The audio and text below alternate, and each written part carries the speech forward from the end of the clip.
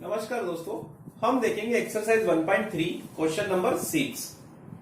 दिया हुआ है look at several example of rational number in the form p upon q not equal to 0 where p and q are integer with on common factor other than 1 and having terminating decimal representation expansion. Can you guess whose what property p most satisfy। यानी कि देखो हमें question में दिया हुआ है example देना हमें रेशनल नंबर का p अपॉन q की फॉर्म में, जहां पे q क्या नहीं होना चाहिए, नॉट इक्वल टू 0, यानी कि q हमारा 0 के बराबर या 0 नहीं होना चाहिए, इंटीजर्स नंबर होना चाहिए, when one having terminating decimal representation, यानी कि हमें क्या करना है, टर्मिनेटिंग डेसिमल के फॉर्म में हमें एग्जांपल देना है। देखो क्वेश्चन को समझने की कोशिश करें। टर्मिनेटिंग डेसिमल रिप्रेजेंटेशन यानी कि हमें एग्जांपल कौन सा देना है, रेशनल नंबर का, यानी कि p अपॉन q की फॉर्म में हमें एग्जांपल देना है। ठीक है, देन एग्जांपल में क्या, q नॉट इक्वल टू 0, यानी कि q हमारा 0 नहीं होना चाहिए। देन हमें जो एग्जांपल देंगे वो हमारा टर्मिनेटिंग डेसिमल रिप्रेजेंटेशन की फॉर्म में होना चाहिए। तो यानी कि टर्मिनल डेसिमल हमने आपको अभी बताया, टर्मिनेटिंग यानी कि जो पूर्ण, ठीक है ना। सपोज एग्जांपल हम यहां पे, और फिर क्या बताया कि कॉमन फैक्टर ऐसा होना चाहिए जो 1 एंड स्वयं के टेबल में ही आना चाहिए, यानी कि हम क्या कह सकते हैं यहां पे, अभाज्य prime number,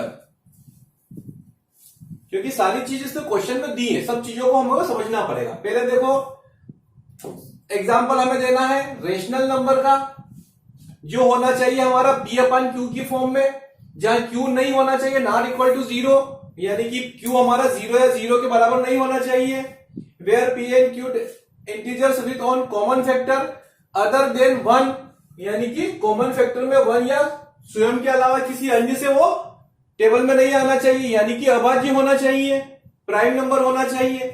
terminating decimal representation यानी कि फिर वापस से उसमें टर्मिनेटिंग डेसिमल यानी कि पूर्ण डेसिमल भी होना चाहिए। Can you goes what property है q मोस्ट सेटिस्फाई, यानी कि सारी प्रॉपर्टी हमें सेटिस्फाई होना चाहिए। तो हम देखिए अब यहां पे एग्जांपल ले लेते हैं हम 2 अपॉन 5। ठीक है, ये एग्जांपल आप कुछ भी ले सकते हैं, लेकिन आपको ये सारी प्रॉपर्टी शो करना है। तो 2 अपॉन 5 ले लिया, तो पहली प्रॉपर्टी हमारी हो गई, ये एक रेशनल नंबर है, p अपॉन q के फॉर्म में लिख दिया है हमने इसको, q जहां पे हमारा नॉट इक्वल टू 0, यानी कि q हमारा 0 के इक्वल भी नहीं है, ये पहली प्रॉपर्टी शो हो गई। अब देखो दूसरा प्रॉपर्टी इसमें दिया, कॉमन फैक्टर में 1 या स्वयं की टेबल के अलावा किसी अन्य की टेबल में नहीं आना चाहिए, यानी कि ये प्राइम नंबर अभाज्य संख्या होना चाहिए। तो 2 को देखो, 2 1 और 2 के अलावा किसी अन्य की टेबल में नहीं आता है। 5 को देखो, 1 और 5 के अलावा किसी अन्य की टेबल में नहीं आता है, यानी कि ये दोनों क्या हो गए, हमारे अभाज्य संख्याएं हो गई, प्राइम नंबर हो गए। अब देखो टर्मिनेट डेसिमल नंबर, इसको अपन शो करने के लिए हमारी कंडीशन क्या है, डेसिमल पूर्ण होना चाहिए, टर्मिनेटिंग डेसिमल यानी कि पूर्ण होना चाहिए। तो इसको हम यहां पे सोल्व करके देख लेते हैं।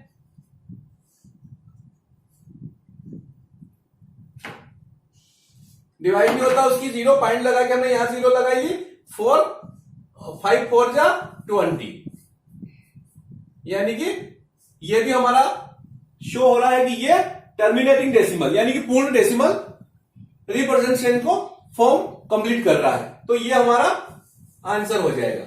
ऐसी यहां और भी आप कोई सा डिजिट या संख्या ले सकते हैं जो ऐसी सारी चीजों को कंप्लीट करती हो। हमने सारी चीजें लिख दी, rational number p upon q के फॉर्म में लिख दिया हमने 2 अपॉन 5, नॉट इक्वल टू 0, यानी कि q हमारा 0 है, 0 के बराबर नहीं होना चाहिए। फिर हमने देख लिया common factor, then 1 and having यानी कि खुद किया, स्वयं या 1 के अलावा किसी अन्य की टेबल में, यानी कि प्राइम नंबर होना चाहिए।